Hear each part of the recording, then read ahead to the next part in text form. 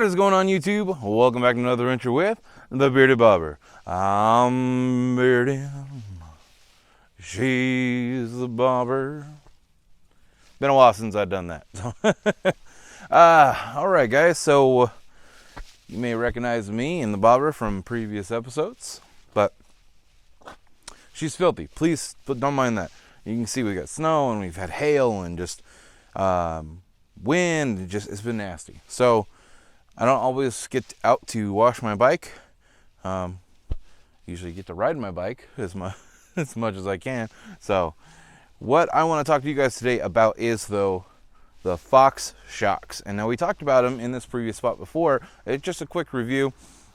I want to go into it a little bit further because these shocks are really, really good. Now, one of the things with these shocks, let's go ahead and turn you guys around. So you can see the Fox shocks here with Indian. They have a really nice look to them. They fit the bike really well. There is other shocks out there, and I do want to say this first. If you're having issues with the seat and other things like that, one of the first things you could change, or at least adjust the stock shocks, but you could change the shocks and it's going to make a world of difference. From Christopher David Lawson getting the progressive 444s. I know he said he loved them on his Indian Scout 60.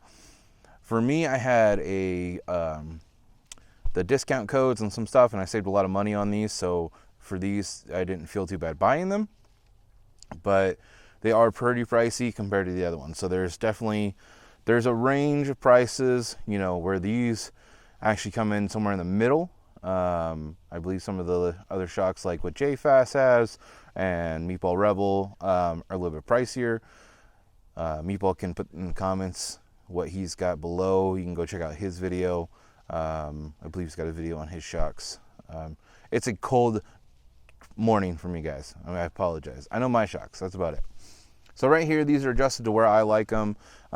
They do raise up the back, like I said before, a little bit, which I'm not a huge fan of, but at the same time, that helps with some extra lean angle.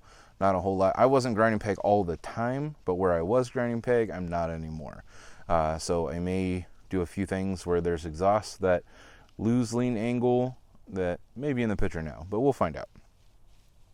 Another really cool thing is the rebound, you know, right there. Now, some people may not use it ever, so like a lot of other shocks will be really good for you.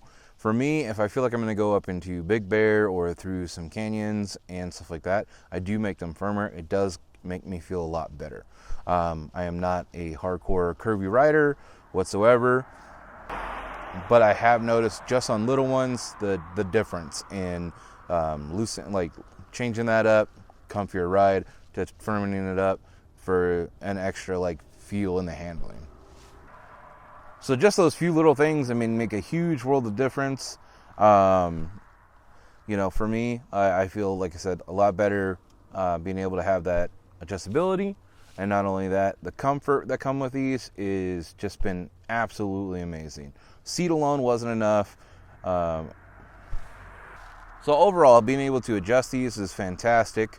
The ride comfort on this, I've hit some really rough spots that I normally would hit that would totally give you a real kick in the you know. But the seat alone wasn't enough. Like the Corbin seat and the Saddlemen seat are really, really nice. We're going to get into those later, but they weren't enough. Like the Saddlemen does have this gel, which is really nice, but combined with the shocks, that's where it really comes into play for comfort. I could really picture taking this on longer trips now, and it really has to do with the shocks. Like I've taken this on 300-mile trips a few times in, you know, one way. And yeah, I mean, it wasn't that bad, but you know, you're getting numb, your back's hurting, little things like that. Especially if you have a bad lower back, you wouldn't think, let's take the bobber on a long trip. But even taking the Challenger to Sturgis, I was missing this bike. I was like, man, I could have took this bike. So all in all, guys, I would say one of the best things to do is get a set of shocks. I'm not saying you have to get the Fox shocks, but for me, they've been fantastic. I love them. I love the look. It just has been an overall great experience for me. Like I said, adjust yours first. A lot of people have done that. They've adjusted their shocks. They felt better.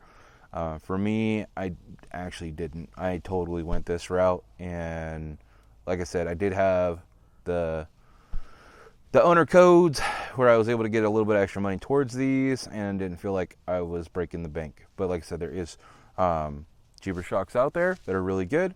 There's even more expensive shocks depending on how crazy you want to go. So lots of options out there, guys. So give them a look, do your research. For me, I'm absolutely in love with these. The progressive shocks, Christopher David Lawson of NEPA, he's got those, and like I said, he just went to Sturgis and back on those, and he was loving them. So definitely some options for you guys amongst just at least the Indian motorcycle world, if not more. But I know the Bobber and myself are really digging these Fox shocks, and we're happy with them. So that's one customer review to help you guys along your way of choosing some shocks to go for your Indian Scout or Indian Scout Bobber. All right, guys, stay safe, stay classy.